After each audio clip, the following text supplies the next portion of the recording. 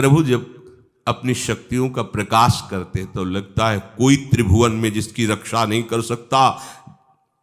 उसकी रक्षा के लिए मां भवानी दुर्गा अपना भयानक रूप धारण करके महिषासुर आदि दैत्यों का मर्दन करती है। प्रभु है उस रूप में, दूसरा नहीं है। तो उनकी सामर्थ्य कितनी है? दुर्गा कोटि अमित अरिमर्दन। हरि की सामर्थ्य कैसी? अमित दुर्गाओं जैसी। 1 करोड़ अरब नहीं, अमित दुर्गाओं जैसी दुष्टों का मर्दन करने की सामर्थ्य। अमित था नहीं कि कितनी सामर्थ्य है। एक दुर्गा रूप में जब हरि प्रकाशित होते हैं तो त्रिभुवन में कोई सामने खड़ा होने वाला नहीं होता। मां भवानी जिस समय अपने स्वरूप में आती, किसी की ताकत नहीं है। ये शुंभ निशुंभ इतने बलवान दैत्य थे, त्रिभुवन में कोई इनका बाल बांका भी नहीं कर सकता था। स्मरण किया समस्त देवताओं ने तो भगवान से ही शक्ति का प्रादुर्भाव हुआ। इतना सुंदर रूप मां भगवती का। शुंभ निशुंभ के पार्षद घूमते रहते थे, उन्होंने देखा, जाके बताया कि आपके महल में जितनी सुंदरियां उसकी दासी बनने योग्य भी नहीं है, ऐसी सुंदरी का हमने दर्शन किया। बोले मेरा जाके परिचय बताओ। बोले ऐसा नहीं लगता कि आपके परिचय बताने से केवल आ जाएंगी। तो उनका अगर ऐसा नहीं तो केश कर्षण निर्धूता गौरवा मां गरिष्यति। उसके गौरव को धूल में मिलाते हुए बाल पकड़कर घसीट कर हमारे पास लाओ। मार्कंडेय पुराण। उनके पार्षद गए और बताया हमारे मालिक शुंभ निशुंभ है, उनका आदेश है कि आप महल में चलो और आदर सहित, अगर आप ऐसा ना करती हैं तो मैं आपका निरादर करते हुए बाल पकड़कर घसीटते हुए ले जाऊंगा। देवी जी ने मुस्कुरा दिया और कहा अपने मालिक से कह दो जाकर के कि हम उसी की आज्ञा पालन करती जो हम पर युद्ध में विजय प्राप्त कर ले। वो जाके बोले हाँ वो तो मतवाले, त्रिभुवन में कोई जोड़ ही नहीं था। आए और उद्दंडता पूर्वक वचन बोलने लगे। माता जी ने कहा बस तब तक बोल ले जब तक मैं मधु का पान कर रही हूं। बस ये पान करते ही तेरी जीवन लीला समाप्त हो जाएगी। ऐसा ही हुआ। जो ही पान करके सिंह पर सवार होकर गर्जना की, सारा का सारा अहंकार धूल दूषित हो गया, काट के फेंक दिया। ऐसी अनंत अमित दुर्गाओं जैसी सामर्थ्य हमारे प्रभु श्री हरि में, अमित दुर्गाओं जैसी, क्योंकि अनंत शक्तियों के स्वामी हैं। उनकी लीला में क्यों में हो? अरे वो जब करुणा करते हैं, अपनी महिमा से उतरते हैं, तो भक्त जब ऐसे कर देता है तो डरप जाते हैं। माधोदास बाबा ने कहा नहीं चलना तुम्हें ब्रज में, हम तुम्हारी कहां तक सेवा देखेंगे, तुम्हें बाल भोग राजभोग। बाबा जी हैं, कभी मिला कभी यहीं रहो। वो बाबा आपके बिना नहीं रह सकते। दोबारा बोल नहीं पाए जगन्नाथ। ये सुन करके हृदय बलिहार होता है। ओ ऐसे सामर्थ्यशाली प्रभु अपने भक्त के प्रेम प्रणय पर भी कितना डरते हैं। ये भक्त नाच पड़ता है। ये कुतर्क की, संशय की वृत्ति यहां प्रवेश नहीं करती। दुर्गा कोटि अमित अरिमर्दन। अमित गिनती नहीं, ऐसी अनंत दुर्गाओं जैसी शक्ति हमारे प्रभु में विराजमान है। शक्र कोटि सत सरिष विलासा। आहा, अरबों इंद्र जैसा विलास प्रभु में। अरबों, एक इंद्र त्रिभुवनपति है, अरबों इंद्र के समान प्रभु का ऐश्वर्य है। और नव शत कोटि अमित अवकाशा, जिस एक आकाश के लिए गरुड़ जी से कह रहे हैं कि मच्छर से लेके आप तक उड़ते हो पार पाए। बोले ऐसे अरबों आकाश के समान अवकाश है प्रभु में। मरुत कोटि सत विपुल बल, रवि सत कोटि प्रकाश, शशि सत कोटि सुशीतल, समन सकल भव त्रास। अरबों पवन के समान महान बल है। अगर त्रिभुवन में कोई बल है तो पवन में बल है, वायु बल। बड़े बलवान देवता, बल में इनके समान कोई नहीं। इन्हीं के अंश से प्रकट होते पवन पुत्र हनुमान।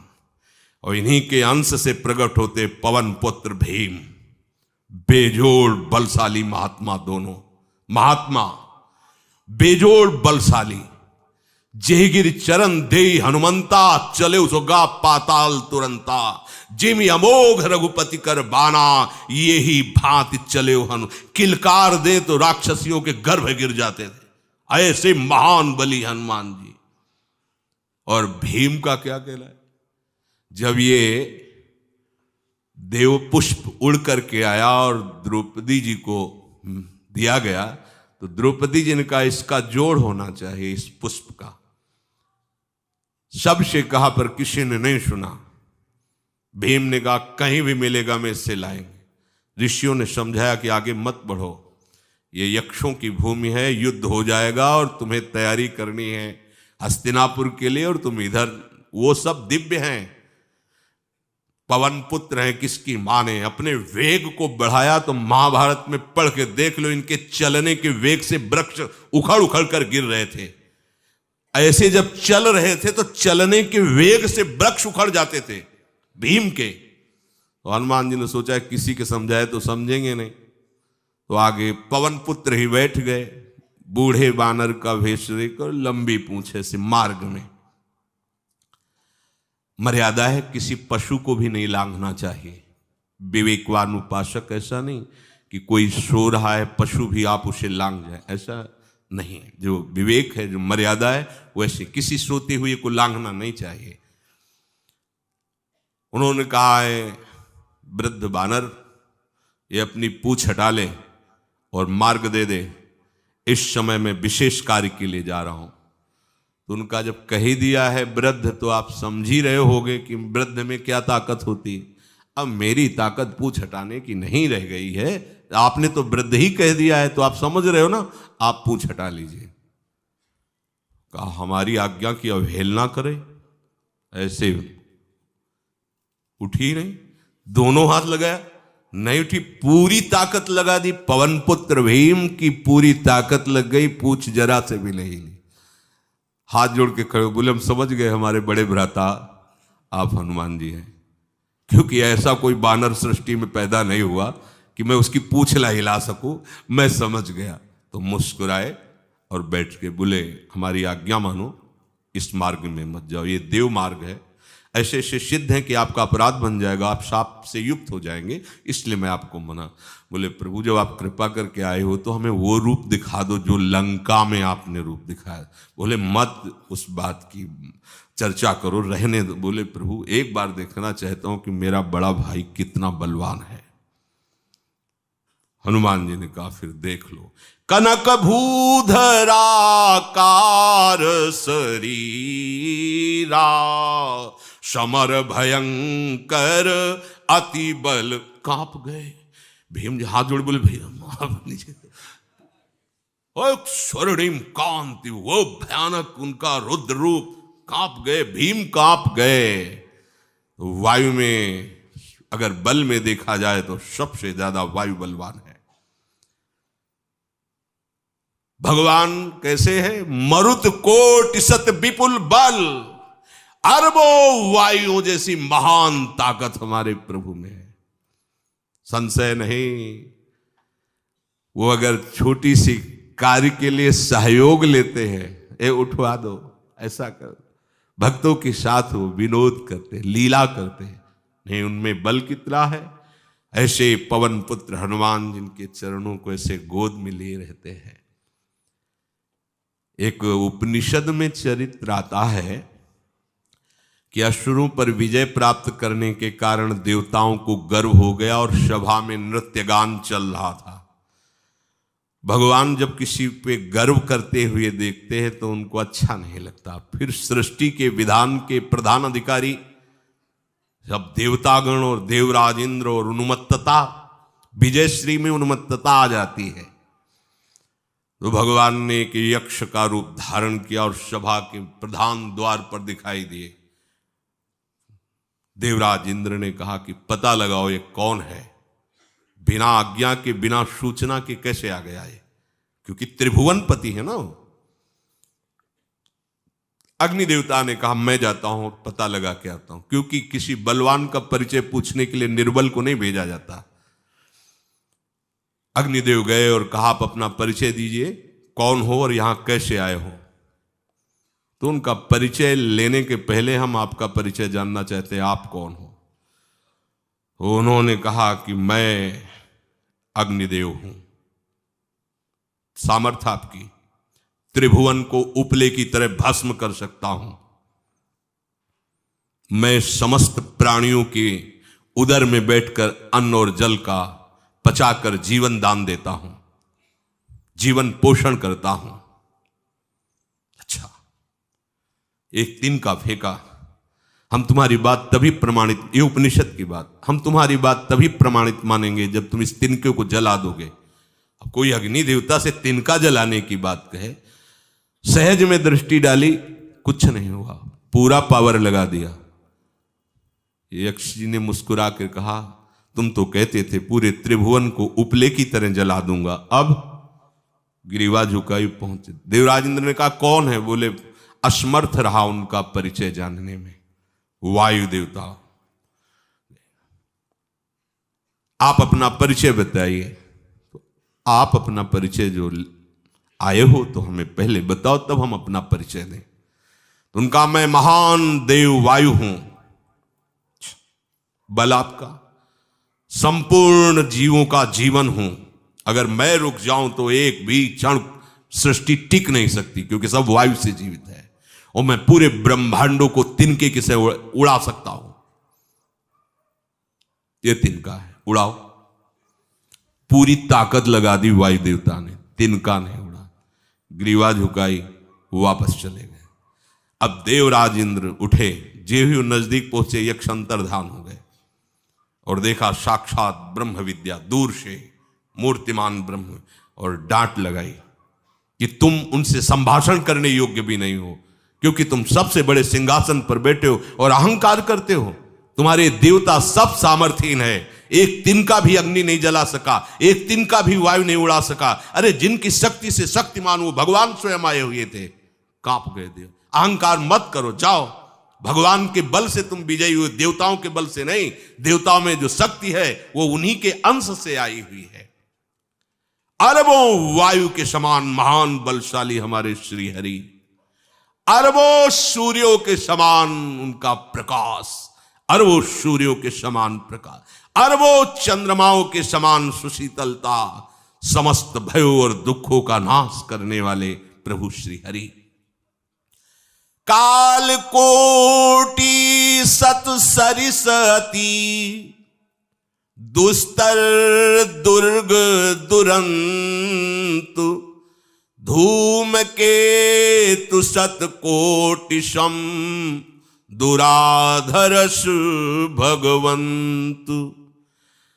अरबों कालों की सामर्थ्य, अरब नहीं अरबों कालों की सामर्थ्य भगवान, एक काल अनंत ब्रह्मांडों में तांडव मचाए रखा है। अरबों काल, अमित बलशाली, अत्यंत दुस्तर, दुर्गम, दुरांत। कौन? प्रभु श्री हरि।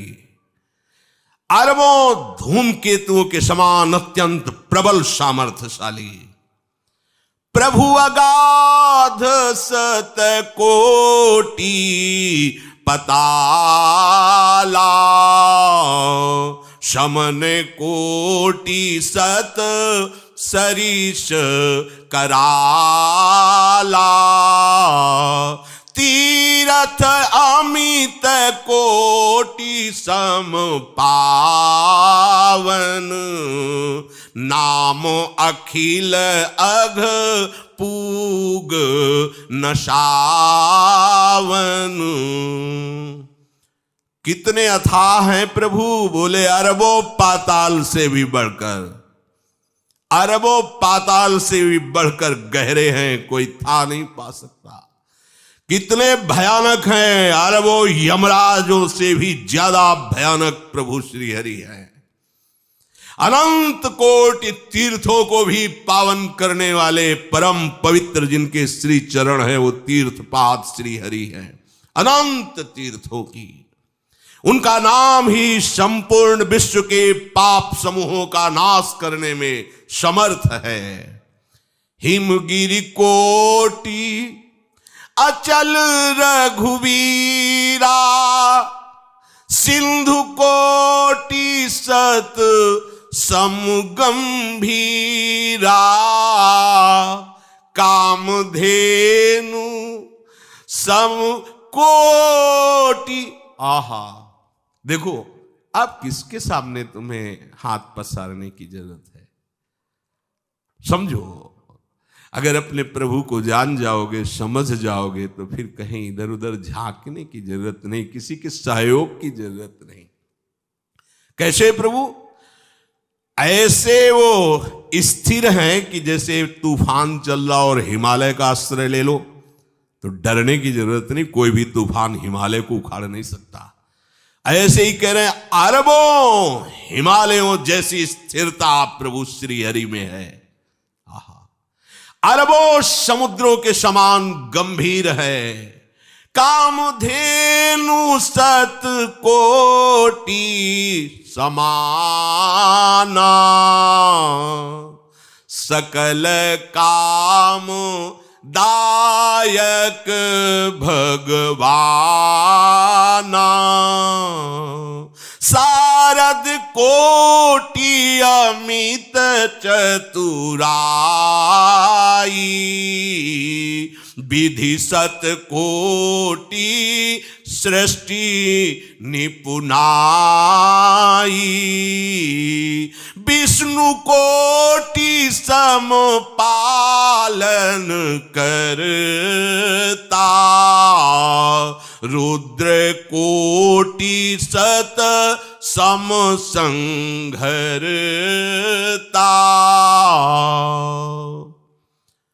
अरबों कामधेनुओं के समान प्रभु श्री हरि हैं।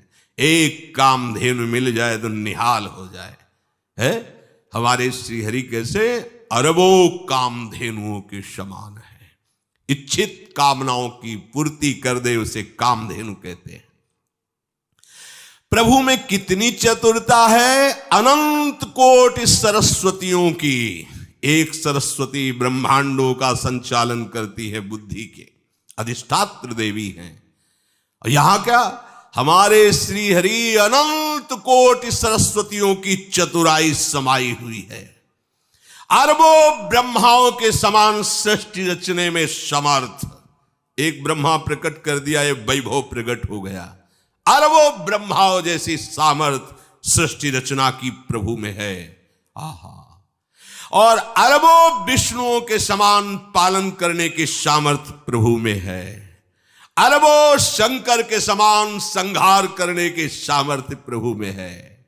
धनद कोटि सत सम धन वाना,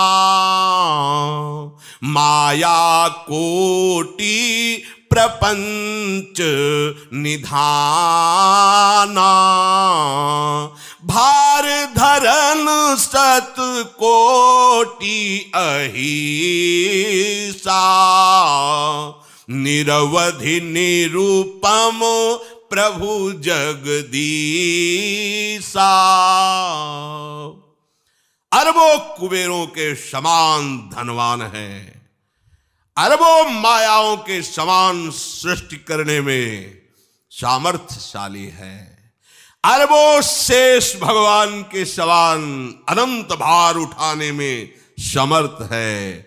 जगदीश्वर प्रभु श्री हरि की कोई उपमा, कोई सीमा नहीं है। ये उपमा रहित और सीमा रहित है। निरुपम न उपमा आन राम समान, राम निगम कहे, जिम कोटि सत खद्योत समु, रवि कहत अति लघुताल है। यही भांति निज निज मति विलास, मुनीस हरि बखा नहीं। प्रभु भाव गाहक अति कृपालु, सप्रेम सुनि सुख मानहि। प्रभु भाव गाहक अति कृपालु, सप्रेम सुनि सुख मानहि। प्रभु श्री हरि उपमा रहित हैं, उनकी कोई अनंत ब्रह्मांडों में किसी से उपमा नहीं दी जा सकती। प्रभु के समान केवल प्रभु हैं, ऐसा वेद कहते हैं। अरबों जुगुनियों के समान यदि सूर्य को कहा जाए तो सूर्य का अपमान होता है, सम्मान नहीं। ऐसे ही जो अभी तक वर्णन किया गया उसको समझो। अरबों जुगनुओं के समान यदि सूर्य को कहा जाए तो सूर्य की प्रशंसा नहीं, एक तरह से अवहेलना है। आहा, इसी प्रकार अपनी बुद्धि के विकास के अनुसार मुनीश्वर, अपनी बुद्धि के विकास और प्रकाश के अनुसार मुनीश्वर प्रभु का वर्णन करते हैं। गुण महिमा नाम बल पर थाह कोई नहीं पाओ, आज तक कोई थाह नहीं। ऐसे प्रभु की लीला में कोई कुतर्क, कोई संशय, अब वो क्या बुद्धि है उसका खुद विचार करे।